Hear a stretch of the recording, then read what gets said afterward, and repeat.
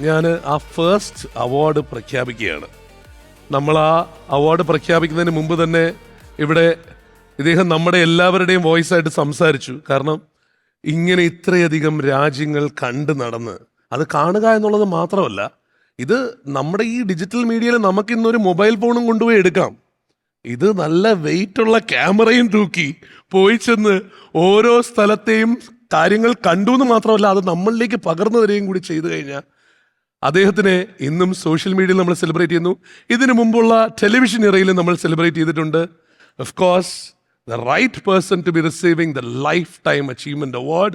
Ladies and gentlemen, Amrita television നൽകുന്ന ഈ ഒരു സോഷ്യൽ മീഡിയ ഡിജിറ്റൽ മീഡിയ അവാർഡ്സിൽ ലൈഫ് ടൈം അച്ചീവ്മെന്റ് നൽകി നമ്മൾ ആദ്യം ആദരിക്കുന്നത് സന്തോഷ് ജോർജ് കുളങ്ങരയാണ്.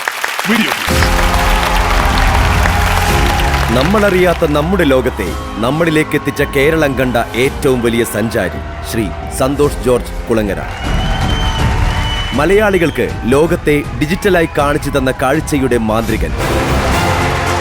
യാത്രാ വിവരണത്തിന്റെ ദൃശ്യസാധ്യത മലയാളികളുടെ മനസ്സിൽ പോലുമില്ലാതിരുന്ന 1997 കാലത്ത് ലോകത്തിന്റെ മാപ്പിലൂടെ ഒറ്റയ്ക്ക് പുതുവഴി വെട്ടി ദൃശ്യമാധ്യമ ചരിത്രത്തിൽ സഞ്ചാരം എന്ന വാക്കിന്റെ മറുപേരായി മാറിയ സഞ്ചാര വിപ്ലവകാരിയായ മാധ്യമ പ്രവർത്തകൻ.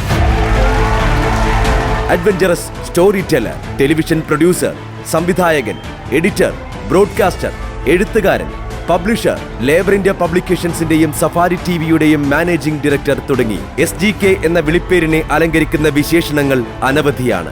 2012 മികച്ച യാത്രാ വിവരണത്തിനുള്ള കേരള സാഹിത്യ അക്കാദമി പുരസ്കാരം, മികച്ച ടെലിവിഷൻ പ്രോഗ്രാം സംവിധായകനുള്ള Kerala film critics award, KR Narayanan award, national film academy award തുടങ്ങി മേന്മയേറിയ നിരവധി അംഗീകാരങ്ങൾ. സന്തോഷ് ജോർജ് കുളങ്ങര ഇപ്പോൾ ഇന്ത്യയിലെ ആദ്യ ബഹിരാകാശ ടൂറിസ്റ്റ് ആകാനുള്ള തയ്യാറെടുപ്പിലാണ്. യാത്രകളെ അറിവും അനുഭവവുമാക്കുന്ന അവതരണ ശൈലിയിലൂടെ കണ്ടന്റ് ക്രിയേഷന് ഗ്ലോബൽ സ്റ്റാൻഡേർഡ് നൽകിയ പയനിയർ, കാലത്തിന് മുന്നേ നടന്ന് ജനറേഷൻ ഗ്യാപ്പില്ലാതെ ഇഷ്ടം നേടിയ നമ്മുടെ നാടിന്റെ വികസനത്തിന് ആഗോള കാഴ്ചപ്പാടുകൾ സമ്മാനിച്ച വിഷണറി. കഴിഞ്ഞ 28 വർഷങ്ങളായി ദൃശ്യമാധ്യമ മേഖലയ്ക്ക് നൽകുന്ന പകരം വയ്ക്കാനില്ലാത്ത സംഭാവനകൾക്ക് ശ്രീ സന്തോഷ് ജോർജ് കുളങ്ങരയ്ക്ക് അമൃത TV സമ്മാനിക്കുന്നു Amrita TV lifetime achievement award 2025. ഹൃദയപൂർവ്വം സ്വാഗതം ചെയ്യാം ശ്രീ സന്തോഷ് ജോർജ് കുളങ്ങര.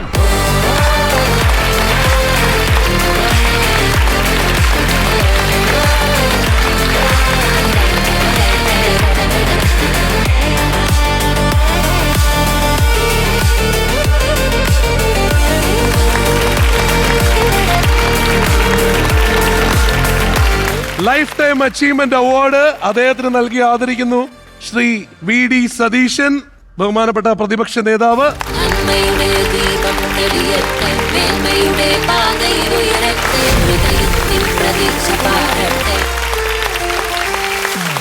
എക്സിക്യൂട്ടീവ് പ്രൊഡ്യൂസർ ഒരു പൊന്നാട അണിയിച്ച് അദ്ദേഹത്തെ ആദരിക്കുന്നു.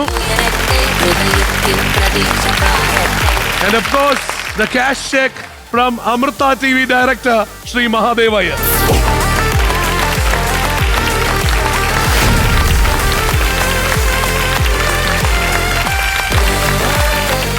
Congratulations sir, congratulations. ഇത് വളരെ രോമാഞ്ചം ഉണ്ടാകുന്ന ഒരു നിമിഷമാണ്.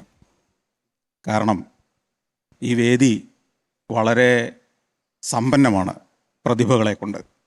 ഞാൻ ആദ്യമായിട്ട് അമൃത TVക്ക് പ്രത്യേകം നന്ദി പറയുന്നു. കാരണം കേരളത്തിൽ കണ്ണുനീർ പരമ്പരകൾ അരങ്ങുവാണിരുന്നൊരു കാലത്ത് ഞാൻ ഓർക്കുന്നുണ്ട്, വ്യത്യസ്തമായ ചില പരിപാടികളുമായി 2005 പ്രത്യേകിച്ച് എനിക്ക് തോന്നുന്നു റിയാലിറ്റി ഷോകളുടെ തുടക്കം അമൃതയിൽ നിന്നായിരുന്നു. അപ്പോൾ നമ്മൾ അന്ന് ടെലിവിഷൻ്റെ ഒരു വിദ്യാർത്ഥി കൂടിയാണ്. 93 മുതൽ ടെലിവിഷനിൽ പ്രവർത്തിക്കുന്ന ഒരാൾ ഈ ടെലിവിഷനിൽ വരുന്ന മാറ്റങ്ങൾ, ലോകത്തെന്ത് മാറ്റങ്ങൾ ഉണ്ടാകുന്നു എന്നൊക്കെ പഠിക്കുന്ന ഒരു കാലത്ത് കേരളത്തിൽ ആ മാറ്റത്തിന് തുടക്കമിട്ട ഒരു ചാനൽ എന്ന നിലയിൽ അമൃത കൊണ്ടുവന്ന ആ വിപ്ലവം, ഒരു തരത്തിൽ പറഞ്ഞാൽ ഞാൻ സഫാരി എന്നൊരു ചാനൽ സ്വപ്നം കാണുമ്പോൾ വ്യത്യസ്തമായ ചിന്തകളും ആശയങ്ങളും കേരളം സ്വീകരിക്കുമെന്ന് തിരിച്ചറിഞ്ഞ ഒരു മാതൃക ശരിക്കും അമൃത തന്നെയായിരുന്നു. ഞാൻ ലോകം കണ്ടു അല്ലെങ്കിൽ ഒത്തിരി രാജ്യങ്ങളുടെ യാത്ര ചെയ്തു എന്ന് ആളുകൾ പറയുമ്പോഴും ഞാൻ സ്വയം അഭിമാനിക്കുന്ന ഒരു കാര്യം, ഈ കേരളത്തിൽ ഏറ്റവും അധികം ടെലിവിഷൻ ചാനലുകൾ കണ്ടിട്ടുള്ള ഒരാൾ ഞാനായിരിക്കും എന്നുള്ളതാണ്. കാരണം ഞാൻ ഏത് രാജ്യത്ത് പോയാലും, ആ രാജ്യത്ത് ഏത് സ്റ്റേറ്റിലേക്ക്, ഏത് പ്രൊവിൻസിലേക്ക് പോയാലും രാത്രി ഷൂട്ടെല്ലാം കഴിഞ്ഞ് തിരിച്ചെത്തിയാൽ എൻ്റെ ജോലി ആ ഹോട്ടൽ മുറിയിലെ ടെലിവിഷനിൽ ആ നാട്ടിലുള്ള പ്രാദേശിക ചാനൽ വരെയുള്ള ചാനലുകളെ കാണുക, പറ്റുമെങ്കിൽ പുലർച്ചയോളം കാണുക, അവരുടെ ടെക്നോളജി എന്താണെന്ന് പഠിക്കുക, അവർ ചെയ്യുന്ന പരിപാടികൾ എങ്ങനെയാണെന്ന് വിശകലനം ചെയ്യുക, അതെങ്ങനെയാണ് നമ്മുടെ നാടിന് ഗുണമുള്ള ആശയങ്ങളാക്കി മാറ്റാൻ കഴിയുക എന്ന് ചിന്തിക്കുക.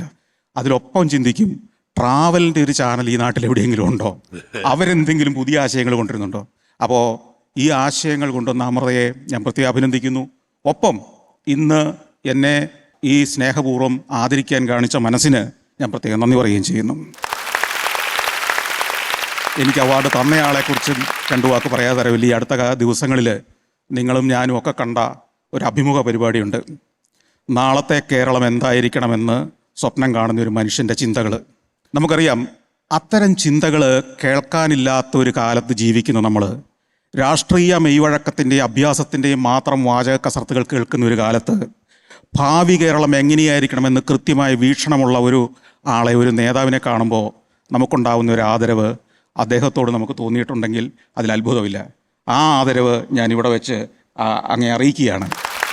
കാരണം അദ്ദേഹം പറഞ്ഞ ആശയങ്ങൾ ഏതെങ്കിലും ഒരു ഭരണാധികാരി നാളെ കേരളത്തിൽ നടപ്പാക്കിയാൽ കേരളം നമ്മളൊക്കെ സ്വപ്നം കാണുന്ന, ഞാൻ സഞ്ചാരത്തിലൂടെ കാണിച്ച് ഇതുപോലെ ആയിരുന്നെങ്കിൽ എന്ന് നമ്മൾ പലപ്പോഴും പറഞ്ഞ, കഴിഞ്ഞ 27 വർഷമായി പറഞ്ഞുകൊണ്ടിരിക്കുന്ന ഒരു കേരളമായി മാറും എന്ന കാര്യത്തിൽ സംശയമില്ല. അത് നടപ്പാക്കാൻ നമ്മുടെ വരുന്ന ഭരണാധികാരികൾക്ക് കഴിയട്ടെ, അത്തരം ആശയങ്ങൾ ഉണ്ടാവട്ടെ എന്ന് ഞാൻ ആശംസിക്കുന്നു. എല്ലാവർക്കും ഒരിക്കൽ കൂടി നന്ദി പറഞ്ഞുകൊണ്ട് നിർത്തട്ടെ. നമസ്കാരം.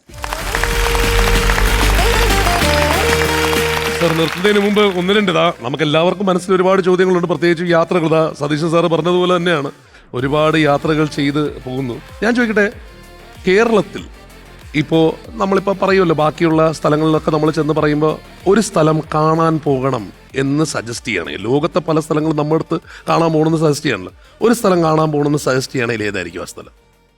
ഞാൻ ഇതേ ചോദ്യം എന്നോട് ഒരു 20 കൊല്ലം മുമ്പ് ചോദിച്ചിരുന്നെങ്കിൽ പറയുമായിരുന്ന സ്ഥലമായിരിക്കില്ല ഓരോ വർഷം കഴിയുമ്പോഴും എന്നോട് ചോദിച്ചാൽ പറയുക. കാരണം ഓരോ യാത്രയും കഴിയുമ്പോൾ, സത്യം പറയട്ടെ, അതൊക്കെ നമ്മളെക്കാൾ ഭേദമാണ്. അപ്പോൾ അതുകൊണ്ട് തന്നെ ഓരോ യാത്രയും കഴിയുമ്പോൾ എനിക്ക് ഈ നാട് പോലെ ആയിരുന്നെങ്കിൽ, അല്ലെങ്കിൽ ഈ നാടൊന്ന് നമ്മുടെ ആളുകൾ കണ്ടിരുന്നെങ്കിൽ എന്നെനിക്ക് പലപ്പോഴും തോന്നാറുണ്ട്. പക്ഷേ ഞാൻ പലപ്പോഴും പറയും, നമ്മുടെ കേരളത്തിൻ്റെതായ ചില ചിന്താ രീതികൾ അല്ലെങ്കിൽ ചില ഐഡിയോളജികളൊക്കെ ഒരു കാലത്തുണ്ടായിരിക്കുകയും എന്നാൽ ഇന്ന് ലോകത്തെ പിടിച്ചു നിർത്താൻ കരുത്താർജിക്കുകയും ചെയ്ത ഒരു രാജ്യമുണ്ട്, ചൈന. ഞാൻ പറയുന്നു, നമ്മൾ ചൈനയൊന്ന് പോയി കാണണം. നമ്മൾ ഈ പറയുന്ന സംഭവമൊന്നും അല്ല ചൈന. ചൈനയുടെ ഉള്ളിലേക്ക്, ചൈനയുടെ നഗരങ്ങളിലേക്ക്, ഗ്രാമങ്ങളിലേക്കൊക്കെ ചെല്ലുമ്പോൾ നൂതനമായ ആശയങ്ങളും വ്യക്തമായ വിഷനും അതിഗംഭീരമായ സ്വപ്നങ്ങളുമായിട്ട് കുതിക്കുന്നൊരു രാജ്യമാണ്. ഒരു സംശയം വേണ്ട, അടുത്ത ഏതാനും വർഷങ്ങൾ കൊണ്ട് അമേരിക്കയൊക്കെ ഇവർ മറികടക്കും. കാരണം അമേരിക്കയിൽ ഇല്ലാത്ത ചില കാര്യങ്ങൾ കൂടി അവിടെയുണ്ട്. അപ്പോൾ അതുകൊണ്ട് ചൈനയൊന്ന് കണ്ടിരിക്കേണ്ടത് നല്ലതാണ് നമ്മുടെ മലയാളി പ്രേക്ഷകർ എന്നാണ് എൻ്റെ അഭിപ്രായം. കേരളത്തിനകത്തല്ലെങ്കിലും ചൈനയിൽ പോയി കണ്ടുകഴിഞ്ഞാൽ നല്ലതായിരിക്കും സാർ പറഞ്ഞത്.